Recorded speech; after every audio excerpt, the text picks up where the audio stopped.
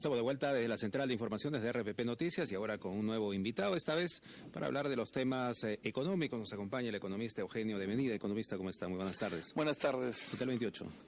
Bastante bien, bastante tranquilo, solamente un poco decepcionado porque esperábamos un poco más del mensaje presidencial. Digamos que esa tranquilidad se rompió en algo con el mensaje del presidente, ¿o no? No, más bien creo que nos puso a dormir a muchos. Creo que esperábamos más bien algo no más. Solamente en el Congreso, sino... Sí, en el Congreso ha habido varios que han tenido que descansar un poco, porque la verdad es que ha sido muy largo el mensaje y además ha dicho bastante poco de lo que queríamos escuchar, ¿no es cierto?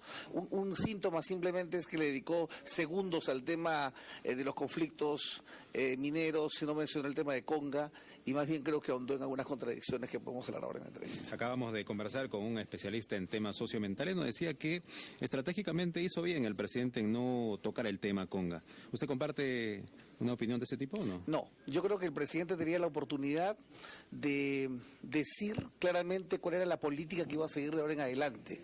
Me voy a explicar. No puede ser que él siga hablando del agua hasta llegar a hablar, digamos, demagógicamente de poner en la Constitución, cuando al mismo tiempo él dice que tiene que seguir con la ley y quiere seguir promoviendo la inversión. Yo creo que tendría que definirse por uno de los dos escenarios. Él ha querido contentar nuevamente, como en la campaña electoral, a todos, y lo único que está haciendo es que ahora ya el presidente Santos acaba de decir, Humala nos dio la razón en el mensaje. Entonces ahora vamos a volver a tener que trabajar todo ese tema mediático. Yo creo que genera una gran contradicción. O sea, uno de los pocos convencidos de este mensaje ha sido Gregorio Santos. Bueno, yo creo que Gregorio Santos, que es un político que ha demostrado destreza para manejar las cosas, creo que va a tomar estas palabras de Humala, ¿no es cierto? Es decir, el presidente ha dicho que el agua es importante y ha dicho que el agua es la prioridad. Yo creo lo mismo que el presidente, el agua debe ser la prioridad, pero me hubiera encantado, por ejemplo, que ya que él está tan interesado en mantener las cabeceras de cuenca o el agua en temas mineros, hable del agua que hay que proveer a las distintas EPS del país. Las empresas de saneamiento en el país están colapsando y no llegan a coberturar más allá del 85% a nivel nacional. Entonces, una cosa interesante que alguna vez yo le propuse al presidente por intermedio de los medios, era qué tal si hacemos que esos famosos fondos sociales de las mineras pudieran dedicarse en gran parte al tema del agua, pero el agua corriente, porque aquí tenemos personas que están pagando entre 12 y 15 veces el agua que nosotros tomamos en San Borja o en San Isidro. Entonces, eso también es inclusión. No puede haber inclusión si no hay agua potable, pero a esas personas nadie las está representando ni hay marcha que las ponga en la agenda política, ¿no? Y entonces creo que el presidente podría ahí tener una agenda que tampoco la ha tocado hoy día, ¿no? Ya hablamos y nos referimos a las omisiones y algunos vacíos. ¿Qué aciertos hubo en este mensaje, específicamente en el tema económico? Bueno, yo creo que han habido aciertos matizados, ¿no?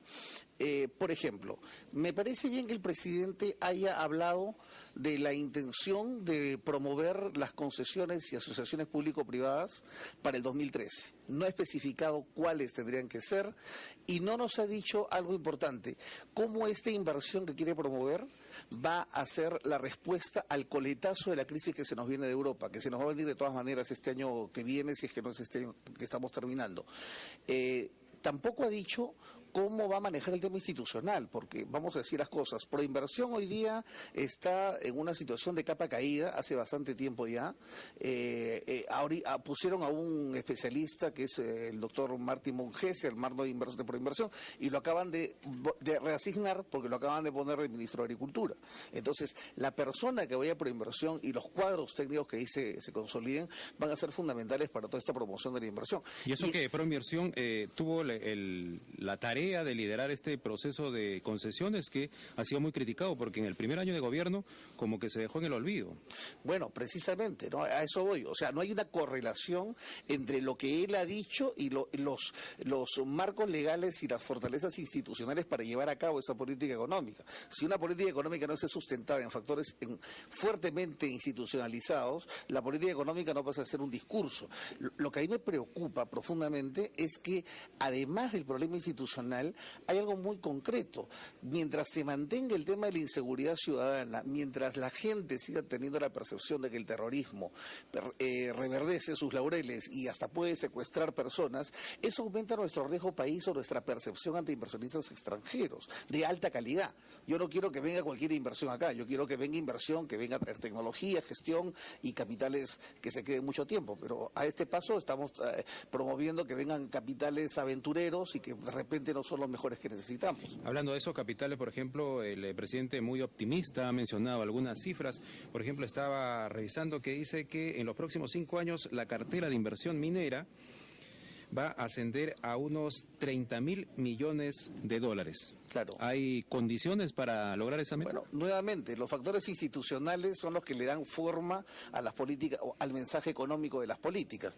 Si no resuelve el problema de Conga, eso que acaba de decir no va a pasar de ser una cifra más de las que los economistas solemos escribir en un papel cualquiera. Numeritos. Exacto, ¿no? Porque los economistas, acuérdense ustedes, siempre nos dicen, nos pasamos la mitad del tiempo prediciendo lo que va a venir y la otra mitad del tiempo explicando por qué no se cumplieron nuestros pronósticos, ¿no? Entonces, eso no es serio. Lo serio es mandar un mensaje en pro de la inversión, pero hablar de los marcos institucionales. Por ejemplo, ¿qué está pasando con las agencias de fomento regional de la inversión privada en los gobiernos regionales?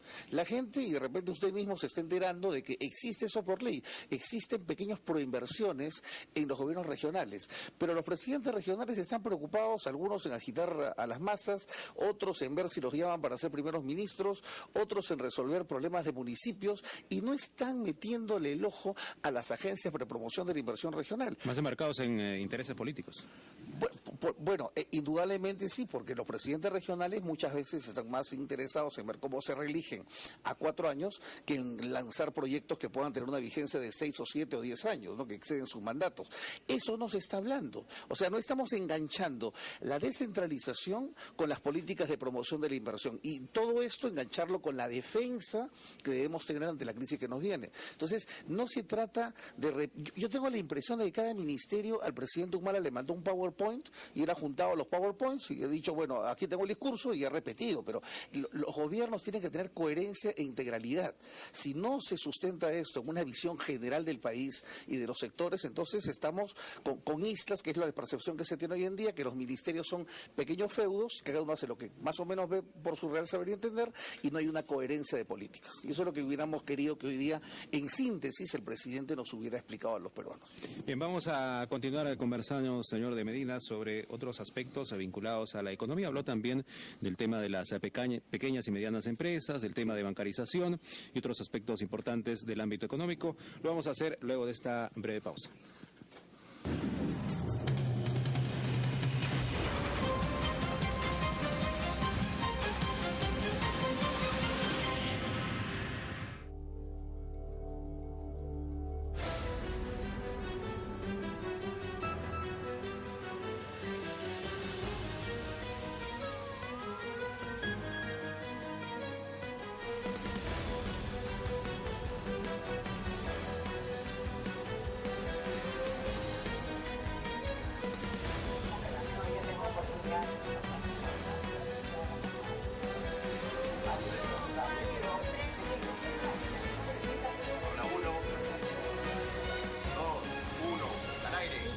Suboficial de la policía Luis Astuquilca está vivo. Llega la evolución de la información con los que más saben de noticias.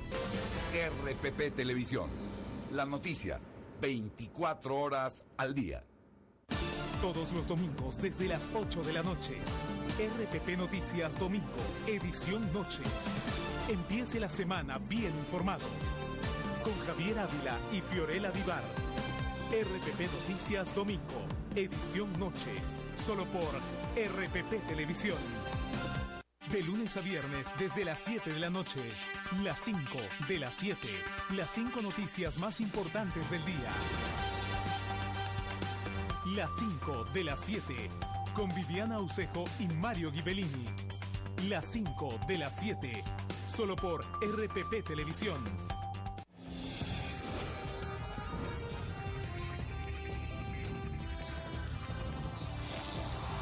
RPP Televisión. La noticia 24 horas al día.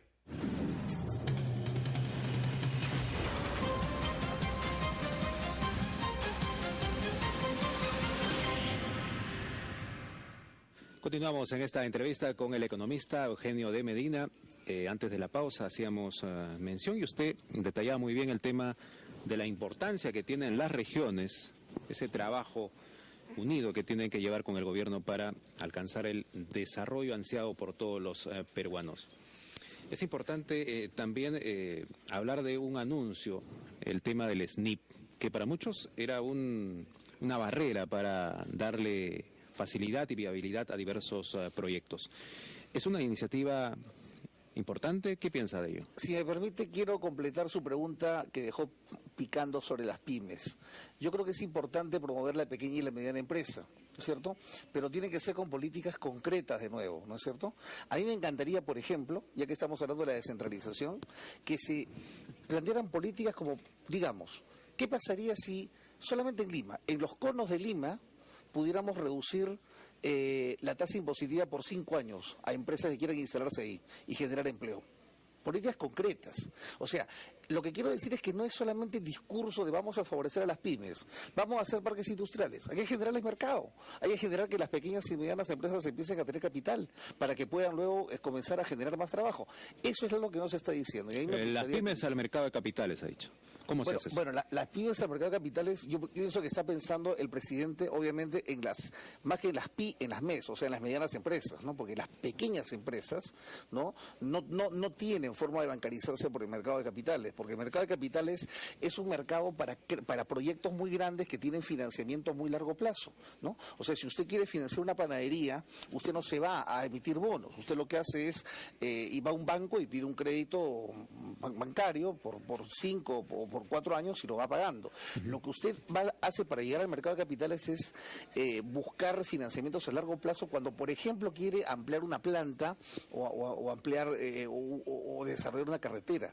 No es tan sencillo eso porque nuestro mercado de capitales es un mercado al que le falta profundidad, es un mercado al que le faltan más instrumentos para generar financiamientos a bajo costo. Entonces, yo creo que ahí hay un error de concepción, creo que hay que hacer algunas precisiones. Lo que sí me parecería importante, por ejemplo, para favorecer a las pymes, es generar más competencia en el sector bancario, promover que entren más bancos. Mire usted, en Panamá, un país que tiene unas 3 millones de habitantes, hay 120 o 140 bancos, más o menos. Entonces, así sí se abarata el costo. Con respecto a lo que usted me ha mencionado del SNIP, pues, mire usted, yo lo veo bien y mal. Veo bien que, por ejemplo, se incorpore el tema de la posibilidad de contratar personal altamente calificado y se le pague bien y se vayan a las provincias. Lo que veo mal es que se acabe el SNIP. O sea, yo creo que eso no es lo que el presidente ha querido decir. Acta de defunción, dijo. Aunque ha dicho, y por eso un comentario, hablaba del acta de defunción del SNIP. Hay que entender lo siguiente, y por favor que los televidentes entiendan. El SNIP es un filtro para evitar que el gasto público se vaya, por ejemplo, a hacer monumentos al maíz o en lugares donde no hay agua potable a una plaza de toros, ¿no? Ese tipo de cosas hay que evitarlas. Por ejemplo, usted se va a Tambo Grande, en Piura, y usted lo que va a encontrar antes que ver a cualquier persona que vive en Tambo Grande, que vive en una situación muy modesta, ve un portal enorme que parece la Portal del Sol del Tiahuanaco, ¿no? Enorme, grandota, y usted dice, caramba, voy a encontrar un palacio. No, es una portada que la pusieron simplemente porque el alcalde se le ocurrió hacerlo. Eso es un gasto que no sirve para lo que estamos buscando de desarrollo, como usted ha mencionado. Entonces, yo no le daría la partida de función al SNIP. Yo lo que haría más bien es darle una partida de renacimiento al SNIP para que sea un SNIP mejorado, donde se puede incorporar, por ejemplo, la posibilidad de gastar como gasto de inversión a la contratación de personal calificado, pero sí mantener algunos filtros que creo que son importantes para garantizar la bondad del gasto. Hay otro tema importante que quería conversarlo con usted, es el anuncio de extender el gasoducto andino en esta intención del presidente Ollanta Humala de masificar el uso del gas, de beneficiar a los peruanos de lugares como Cusco, por ejemplo, y hablando de la recuperación del lote 88, de sacarle el máximo provecho. ¿Qué piensa de ello? Yo creo que está muy bien. Esa parte me parece que está bastante buena. Sí me parece que hay que buscar que no se quede el gas a la mitad del camino, ¿no? Porque así como llega a Cusco, también debería llegar a las grandes ciudades como por ejemplo Lima. Indudablemente creo que es una política importante. El Perú necesita consolidarse energéticamente. El presidente ha dejado bien claro que quiere que participe Petroperú, pero también que participe el capital privado. Ahí sí hay que mirar cómo elaboramos los contratos, porque usted sabe que el tema petrolero es un tema muy delicado, y ahí sí me parece que hay que buscar las mejores posibilidades de asociación, ¿no? No solamente PDVSA, que son los amigos más cercanos de Petroperú, sino también buscar por ahí a México y otros países que tienen buen potencial de petrolífero y buena experiencia empresarial en el tema. Ahora, sí me parece que el Perú tiene que ser muy fuerte en materia energética. No nos olvidemos que también hay un tema de exportación posible a Chile, ¿no? Y esto tiene que ver también con todo el andamiaje de relaciones internacionales con ese país, ¿no? Muy bien, señor Eugenio de Medina, como le decía a los anteriores invitados, seguramente va a haber oportunidad de tener más detalles de estos anuncios, porque siempre es complicado en el mensaje presidencial dar detalles de las iniciativas, ¿no? Si ya será en la presentación de los ministros en el Congreso. Sí, yo quisiera una cosa muy chiquita nomás. Hay una cosa que me preocupa. Hay algunos que están contentos con lo que ha dicho el presidente sobre educación. La educación no se va a resolver resolviendo el problema de sueldos. No hay ningún presidente que se decida a decir vamos a reformar todo el sistema educativo. De nuevo, el fondo minero podría ir a hacer una nueva educación. Con la educación que tenemos no vamos a poder convertir el crecimiento coyuntural que tenemos por los precios de los metales en desarrollo sostenido. Nos vamos a quedar a la mitad. Y esa es la gran preocupación que yo tengo. Siento que esa preocupación no está en la mente del presidente, y a mí sí me preocupa muchísimo. Sí, muy bien. Vamos a seguramente continuar más adelante analizando estos temas y atentos a lo que den detalles pues los ministros en su presentación ante el Congreso de la República próximamente. Muy amable, gracias por participar en RPP Noticias. A todos los peruanos que nos están viendo. Igualmente, era el economista Eugenio de Medina.